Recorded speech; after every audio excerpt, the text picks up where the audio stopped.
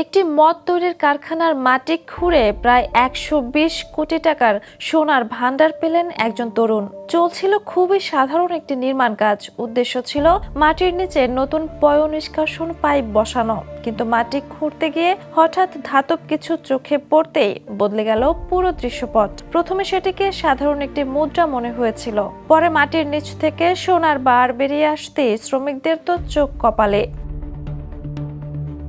বেলজিয়ামে গ্রীষ্মকালীন ছুটিতে নির্মাণ শ্রমিক হিসেবে কাজ করছিলেন ১৮ বছর বয়সী কোবে নামের ওই শিক্ষার্থী। কাজের এক পর্যায়ে তিনি মাটির নিচে ধাতব বস্তু দেখতে পান।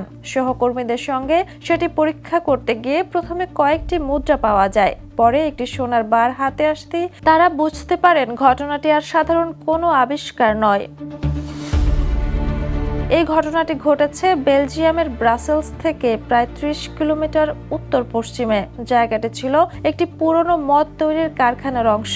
সেখানে পাওয়া সম্পদের মধ্যে ছিল সোনার মুদ্রা, সোনার টুকরা এবং নম্বরযুক্ত সোনার বার। সব মিলিয়ে এগুলোর আনুমানিক মূল্য প্রায় ৯০ লাখ ইউরো, যা বাংলাদেশি মুদ্রায় প্রায় ১২০ কোটি টাকা। জানা গেছে সোনাগুলো একটি পুরনো বাড়ির বেসমেন্ট ইটের দেয়ালের ভেতর লুকিয়ে রাখা হয়েছিল।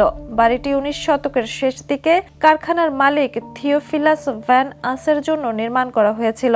১৮৯৯ সালে সেখানে মদ তৈরির কার্যক্রম শুরু হয়, যা ১৯৭০ সালে বন্ধ হয়ে যায়।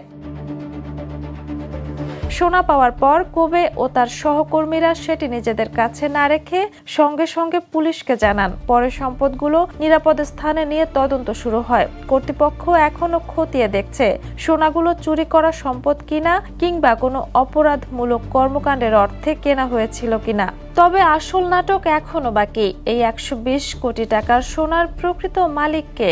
নির্মাণ শ্রমিক, ভবনের মালিক নাকি পুরনো মালিকের উত্তরাধিকারী? সেটি নির্ধারণ করবে আইন প্রক্রিয়া।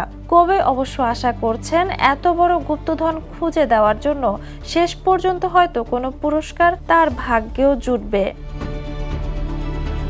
Jhuma Mridha, the news. দেশে দেশে সবার সাথে দ্য নিউজ।